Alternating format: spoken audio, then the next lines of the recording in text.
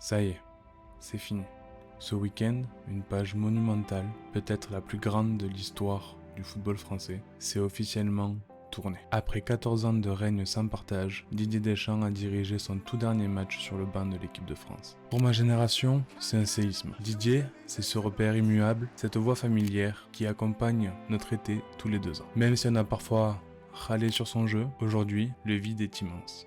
Alors Didier, avant que tu tournes définitivement la page, je voulais t'écrire ce message pour te raconter ce que tu as été pour le football, mais surtout ce que tu as été pour moi. Pour comprendre pourquoi ton départ me touche autant, il faut que je te raconte qui je suis, d'où je viens. J'ai commencé le foot à l'âge de 6 ans, aux alentours de 2007. J'ai commencé à le comprendre aux alentours de 2010. Ma famille est fan de l'Olympique de Marseille. Je suis naturellement devenu fan de ce club aussi. Ce club dont tu as été l'entraîneur, mais aussi le joueur. La famille du côté de mon père est d'origine italienne, du Piémont, qui avait comme club préféré la Juventus de Turin. Tu as aussi été joueur et entraîneur dans ce club. En 2009, tu deviens l'entraîneur de l'OM. En 2010, l'année où je commence à comprendre le foot, tu as gagné le premier titre de champion de France depuis 18 ans avec l'OM. Même si mes souvenirs sont parfois un peu flous, il y a des émotions que j'oublierai jamais. Je me rappellerai toute ma vie de ce but de Valbuena face à Dortmund en décembre 2011. Mathieu Valbuena, 3 buts à 2. Mathieu Valbuena qui vient faire la différence et Marseille qui est à nouveau qualifié pour les huitièmes de finale de cette compétition, c'est extraordinaire. En 2012, ta dernière année sur le banc de l'OM, tu nous as amené en quart de finale face au Bayern de Munich. Tu m'as fait connaître un OM grand d'Europe, un OM qui n'avait peur de rien. Et quand tu quittes le club juste après pour prendre le règne des Bleus, tu m'as tout simplement suivi pour le reste de ma vie d'adulte. Parce qu'avant de devenir le général sur le banc, tu as été le plus grand leader sur le terrain. Formé à Nantes, tu rejoins l'OM pour marquer l'histoire au fer rouge. Le 26 mai 93, à Munich, tu as seulement 24 ans. Et ce soir-là, tu deviens le plus jeune capitaine de l'histoire à soulever la Ligue des Champions. La première d'un club français. Puis tu t'envoles sur la terre de mes ancêtres, à la Juventus de Turin. Là-bas, sous le maillot de la vieille dame, tu gagnes 3 championnats d'Italie et tu soulèves la Ligue des Champions en 96. C'était la deuxième du club. Et depuis que tu es parti, la Juventus court toujours après. Partout où tu es passé, tu as été un talisman, un meneur d'hommes. Et puis, il y a le bleu, ce maillot que tu as tant sublimé en devenant le capitaine de l'âge d'or de l'équipe de France. En 1998, c'est toi qui montres la voie et soulève la toute première Coupe du Monde des Bleus. 2 ans plus tard, tu remets ça à l'Euro 2000. Michel Platini avait gagné l'Euro 84, mais n'a pas gagné le Mondial 86. Tu as dirigé Hugo Lloris, qui a gagné le Mondial 2018. On n'a pas gagné l'Euro 2021. Tu es, et tu restes à ce jour, le seul et l'unique capitaine de l'histoire de notre pays à avoir gagné la Coupe du Monde et l'Euro coup sur coup. Et en plus de ça, tu as le sens de la sortie. Le soir même du sacre de l'Euro 2000, tu vas voir Roger Lemaire pour lui dire que tu prends ta retraite internationale. Tu décides de l'écouter et tu attends sagement le 2 septembre 2000 pour jouer ton ultime match avec les Bleus face à l'Angleterre, avant de tirer ta révérence sous les applaudissements du Stade de France. Et c'est là que l'histoire est fascinante.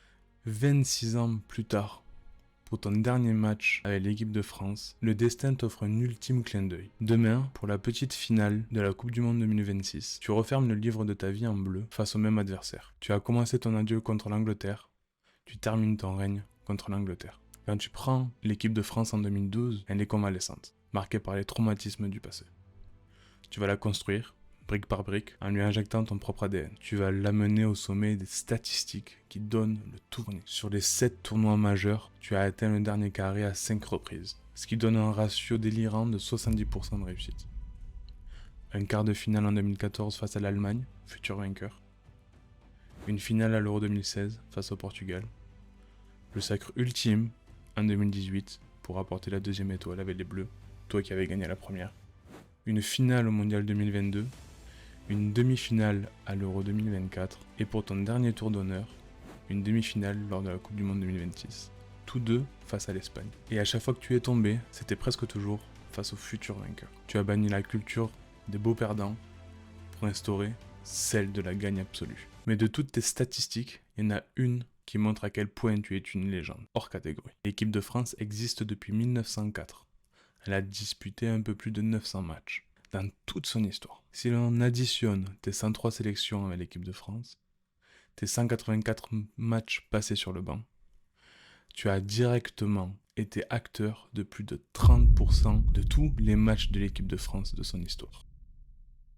Près d'un match sur 3 de l'histoire de notre équipe nationale s'est écrite sous ses yeux. Tu n'as pas seulement marqué l'histoire du football français, tu es physiquement un tiers de son histoire. Autant, malgré ce palmarès unique, tu as été l'une des légendes les plus sous-estimées et critiquées de notre pays. On t'a souvent reproché un manque de beau jeu, on a réduit tes exploits à la fameuse chatte à Dédé, tu l'as confessé toi-même en conférence de presse. Tu t'es parfois senti beaucoup plus respecté et valorisé à l'étranger qu'en France. C'est le triste paradoxe français. Mais comme tu le disais si bien, si les gens sont si exigeants avec nous, c'est de notre faute.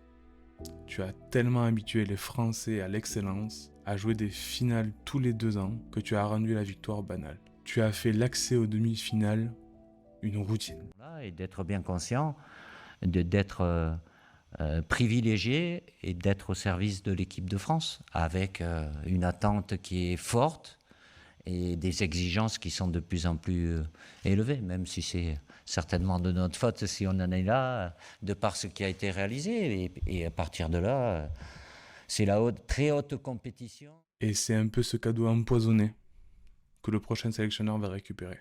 Car celui qui va te succéder aura quasiment l'obligation de faire demi-finale à chaque tournoi majeur. Et si c'est pas le cas, on repensera à toi. Et je pars pas à la retraite. Parce qu'il y en a des gens. Alors la retraite, j'ai dit non, j'ai pas l'âge et j'ai pas envie d'être à la retraite. J'ai juste une très belle chose qui